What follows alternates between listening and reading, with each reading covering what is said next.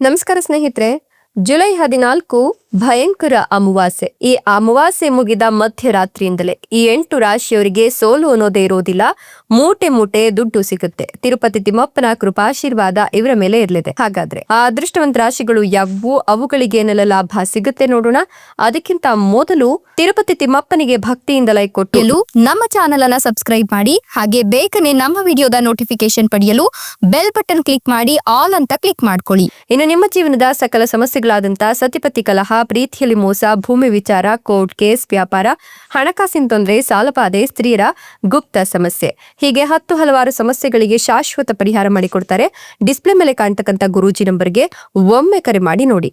ಹೌದು, ಈ ಒಂದು ಜುಲೈ 14 ಭಯಂಕರ ಅಮಾವಾಸ್ಯೆ ಮುಗಿದ ಮಧ್ಯರಾತ್ರಿಯಿಂದ ತಿರುಪತಿ ತಿಮ್ಮಪ್ಪನ ಕೃಪಾಶೀರ್ವಾದವನ್ನ ಈ 8 ರಾಶಿಯವರು ಪಡ್ಕೊಳ್ತಾ ಇದ್ದು, ಸೋಲು ಅನ್ನೋದೇ ಇರೋದಿಲ್ಲ. ಮೂಟೆ ಮೂಟೆ ದುಡ್ಡು ಸಿಗುತ್ತೆ ಅಂತ ಹೇಳಲಾಗ್ತಾ ಇದ್ದು, ಈ ರಾಶಿಯವರ ಜೀವನದಲ್ಲಿ ತಿರುಪತಿ ತಿಮ್ಮಪ್ಪನ ಕೃಪಾಶೀರ್ವಾದ ಒಂದಷ್ಟು ಲಾಭಗಳನ್ನ ತರುವಂತೆ ಮಾಡುತ್ತೆ ಅಂತ ಹೇಳಬಹುದು. ಇವರ ಜೀವನದಲ್ಲಿನ ಒಂದಷ್ಟು ಆರ್ಥಿಕ ಸಮಸ್ಯೆಗಳು ಈ ಒಂದು ಅಮಾವಾಸ್ಯೆಯ ನಂತರ ಮುಕ್ತಿಯನ್ನ ಕಾಣಲಿದ್ದು, ಆರ್ಥಿಕವಾಗಿ ಈ ರಾಶಿಯವರು ಬಹಳಷ್ಟು ಲಾಭವನ್ನ ಹಾಗೆ ಪ್ರಯೋಜನವನ್ನ ಪಡೆದುಕೊಳ್ತಾರೆ ಅಂತ ಹೇಳಬಹುದು. ಈ ರಾಶಿಯವರ ಕಾರ್ಯಸಿದ್ಧಿ ಆಗಲಿದ್ದು, ಸುಖ ಸಮೃದ್ಧಿಯ ಜೀವನವನ್ನ ನಡೆಸ್ತಾರೆ. ಶೈಕ್ಷಣಿಕ ಕೆಲಸದಲ್ಲಿ ಅಪಾರ ಯಶಸ್ಸನ್ನ ಈ ರಾಶಿಯವರು ಪಡೆದುಕೊಳ್ತಾರೆ. ಕಚೇರಿಯಲ್ಲಿ ನೆಟ್ವರ್ಕಿಂಗ್ ಹೆಚ್ಚಾಗಲಿದ್ದು, ವೃತ್ತಿಯಲ್ಲಿನ ಅಡೆತಡೆಗಳು ನಿವಾರಣೆಯಾಗುತ್ತೆ. ಕುಟುಂಬದಿಂದ ಬೆಂಬಲ ಕೂಡ ಸಿಗುತ್ತೆ. ಸ್ಥಿರಾಸ್ತಿ ಖರೀದಿಯ ಸಾಧ್ಯತೆ ಇದ್ದು, ಸಮಾಜ ಸೇವೆಯಲ್ಲಿ ಇವರ ಆಸಕ್ತಿ ಹೆಚ್ಚಾಗುತ್ತೆ. ಸಾಧ್ಯವಾದಷ್ಟು ದೂರವಾದ ಪ್ರಯಾಣವನ್ನ ಮಾಡೋಕ್ ಹೋಗಬೇಡಿ. ಅಜ್ಞಾತ ಭಯದಿಂದ ಮನಸ್ಸು ತೊಂದರೆಗೊಳಗಾಗಿದ್ರೆ ಈಗ ನಿಮ್ಮ ಏಕಾಗ್ರತೆಯಿಂದಾಗಿ ಅದೆಲ್ಲವೂ ಕೂಡ ನಿವಾರಣೆಯಾಗುತ್ತೆ. ಸಾಧ್ಯವಾದಷ್ಟು ಆರೋಗ್ಯದ ಕಡೆ ಗಮನವನ್ನ ಕೊಡಿ. ಜಂಕ್ ಫುಡ್ ಅನ್ನ ತಪ್ಪಿಸಬೇಕಾಗತ್ತೆ. ಕೌಟುಂಬಿಕ ಜೀವನದಲ್ಲಿ ಸಂತಸದ ವಾತಾವರಣ ಇರಲಿದ್ದು, ಕುಟುಂಬ ಸದಸ್ಯರಿಂದ ಬೆಂಬಲ ಸಿಗುತ್ತೆ. ನೀವು ಶೈಕ್ಷಣಿಕ ಕೆಲಸದಲ್ಲಿ ಉತ್ತಮ ಫಲಿತಾಂಶಗಳನ್ನು ಪಡೆದುಕೊಳ್ತೀರಾ. ವೃತ್ತಿ ಜೀವನದಲ್ಲಿ ಏರಿಳಿತಗಳು ಕೂಡ ಕಂಡುಬರುತ್ತೆ. ಕೆಲಸದ ಸವಾಲುಗಳು ಹೆಚ್ಚಾಗ್ತಾ ಹೋಗುತ್ತೆ. ಆರ್ಥಿಕ ಪರಿಸ್ಥಿತಿ ಸುಧಾರಿಸುತ್ತೆ. ಹಣದ ಹರಿವಿಗೆ ಹೊಸ ದಾರಿಗಳು ಸುಗಮವಾಗುತ್ತೆ. ಆದಾಯ ಕೂಡ ಹೆಚ್ಚಾಗುತ್ತೆ.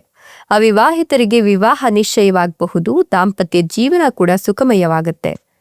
ಮಿಶ್ರ ಫಲಿತಾಂಶಗಳನ್ನ ಒಟ್ಟಾರೆ ಈ ಅಮಾವಾಸ್ಯೆಯ ನಂತರದಲ್ಲಿ ನೀವು ಕಾಣ್ತಾ ಹೋಗ್ತೀರಾ. ಐಷಾರಾಮಿ ವಸ್ತುಗಳಿಗೆ ಹೆಚ್ಚಿನ ಹಣವನ್ನ ಖರ್ಚು ಮಾಡೋದನ್ನ ತಪ್ಪಿಸಬೇಕಾಗತ್ತೆ. ಪ್ರಮುಖ ಕಾರ್ಯಗಳನ್ನ ಮುಂದೂಡ್ತೀರಾ. ನಿಮ್ಮ ವೃತ್ತಿ ಜೀವನದಲ್ಲಿ ಅಡೆತಡೆಗಳು ನಿವಾರಣೆಯಾಗುತ್ತೆ. ಬುದ್ಧಿವಂತಿಕೆಯಿಂದ ಹೂಡಿಕೆ ಮಾಡೋದ್ರಿಂದ ಆಕರ್ಷಕ ಹೂಡಿಕೆಯ ಕೊಡುಗೆಗಳನ್ನ ನೀವು ಕಂಡುಕೊಳ್ಬಹುದು.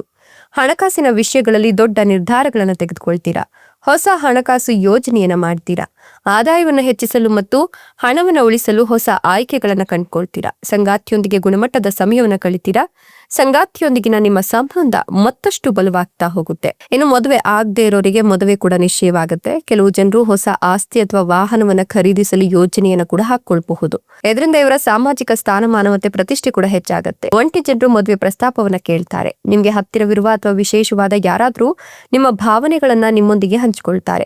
ಆರೋಗ್ಯದ ಕಡೆ ಜಾಗರೂಕರಾಗಿರಿ. ಇಷ್ಟೆಲ್ಲ ಲಾಭ ಮತ್ತು ಅದೃಷ್ಟವನ್ನು ಪಡಿತಿರ್ತಕ್ಕಂಥ ಆ ಅದೃಷ್ಟವಂತ ರಾಶಿಗಳು ಯಾವುವು ಅಂತ ನೋಡೋದಾದ್ರೆ, ಧನುರ್ ರಾಶಿ, ತುಲಾ ರಾಶಿ, ವೃಶ್ಚಿಕ ರಾಶಿ, ಮೀನ ರಾಶಿ, ಕಟಕ ರಾಶಿ, ವೃಷಭ ರಾಶಿ, ಸಿಂಹ ರಾಶಿ, ಕೊನೆಯದಾಗಿ ಮೀನ ರಾಶಿ. ಇವುಗಳಲ್ಲಿ ನಿಮ್ಮ ರಾಶಿ ಇದ್ದರೂ ಇಲ್ಲದಿದ್ದರೂ ಭಕ್ತಿಯಿಂದ ಓಂ ನಮೋ ತಿರುಪತಿ ತಿಮ್ಮಪ್ಪಾಯ ಅಂತ ಕಮೆಂಟ್ ಮಾಡಿ. ಧನ್ಯವಾದಗಳೇ.